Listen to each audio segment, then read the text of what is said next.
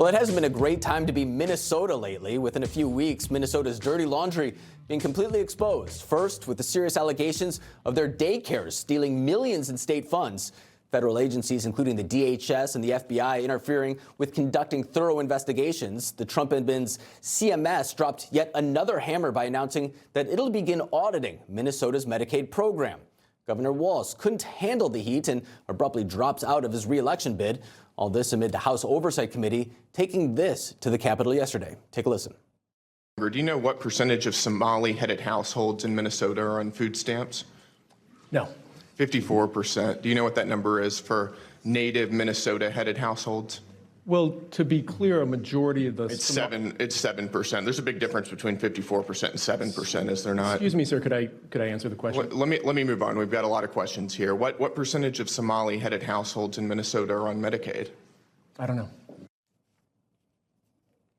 Yeah, Adam, in all fairness, I don't think I'd want to run for Minnesota governor either. I mean, that's quite a laundry list there. It's an absolute mess, and it's typical of any big government program because they define success in these programs by the amount of people served, by the amount of money given out. So they're not looking for excuses to not give out funds. They're desperate to give out the cash as quickly as they can, and it's our cash. You know, we do hidden camera investigative journalism, and we see the same thing in education. We all think, great, we're giving funds to improve our university system. But when we go in there, we find a class of taxpayer-funded activists at university after university doing nothing related to education and essentially just doing activism.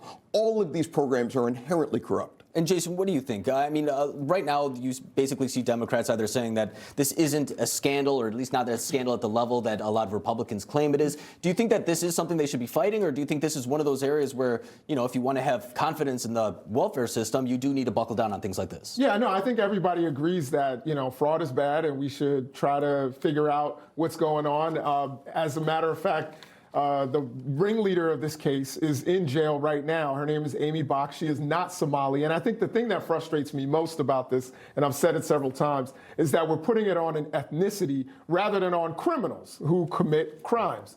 But people are saying, oh, this is Somali fraud. This is about the Somali community, when the ringleader was a white woman from Minnesota. And the other thing is, while the Trump administration is keeping, you know, federal funds for child care from these 5 Democratic-led states, the state of Mississippi has a major fraud trial going on right now, but he's not withholding funds from the state of Mississippi. They have $77 million worth of fraud going on in that state, but yet they're still getting their funds, which means that he doesn't want to be the president for the entire American people. Well, here's why I want to push back on the idea of the Somali issue, too. I mean, you have over 50% who are on food SNAP benefits currently, and you have, like Brandon Gill said in that, the SOT we just saw, I mean, multiple percentages of higher Medicaid percentages of the Somali community. It's a very insular community. 80,000 are present in the state of Minnesota currently.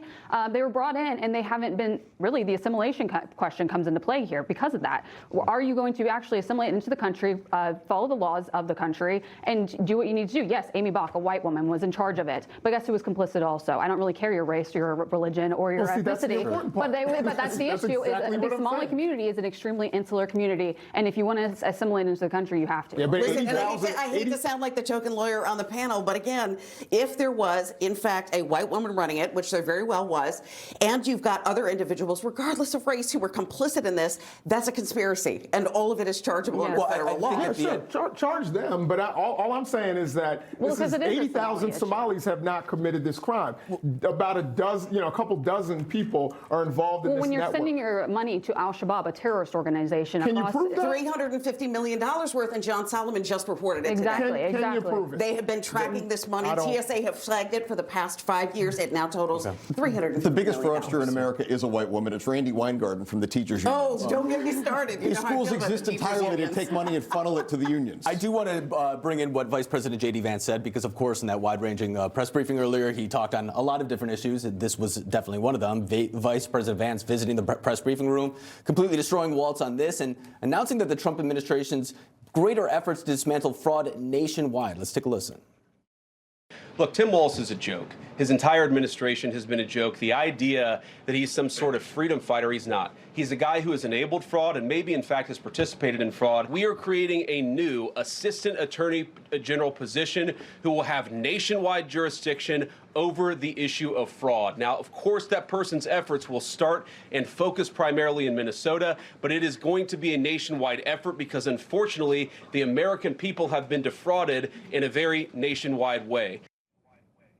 So, Ashley, I know a lot of conservatives in particular are calling for investigations into places such as Illinois, California, Mississippi, perhaps. Do you think that this was a good move by the administration to set up this task force to look into it? Absolutely. I mean, I think you're seeing a huge amount of fraud in places like Minnesota, and then you see how California has been run, for instance, and the decline under Gavin Newsom. I think obviously your eyes go to that state and multiple other Democrat states where a lot of the welfare is prioritized in these places. So, I think there's communities, especially illegal immigration in places like California. I know Illinois, they kind of became in the spotlight due to the gerrymandering issue. But, they wanted to try and combat a lot of this with the redistricting. I think it's going to bite them in the butt, specifically Gavin Newsom here. Go ahead. I kind of want to go back to the point we were talking about before. If you go to Crown Heights, Brooklyn, you will find an Orthodox Jewish community. And many of them are on welfare and on food assistance. And they do not really assimilate very well. Should we start targeting them and saying, well, we've got Jewish problems or Jewish fraud or all these Jewish people are on welfare? Well, yes, if you want to New York mayoral race. Yeah, I think that's really problematic. We don't target people on the basis of their ethnicity, their race, or their religion. And I think that's the left's mantra, to define everything based on race. Exactly. Everything's about race to the left now. They've abandoned Martin Luther King's vision of a colorblind society, and they say that race defines us. That's the whole premise of DEI that we see everywhere. Yeah, no, I would 100% say that you are missing the point when people talk about race. They do talk about race disparities where people are being harmed because when there's a fire on the block, you don't put water on every house, you put it on the house that's burning. So that's the point with trying to focus sometimes on communities that need help. But when you target or when you single out communities as criminals, when you've got a couple dozen people that have committed a crime, but 80,000 who didn't, I think that's what we're talking about. But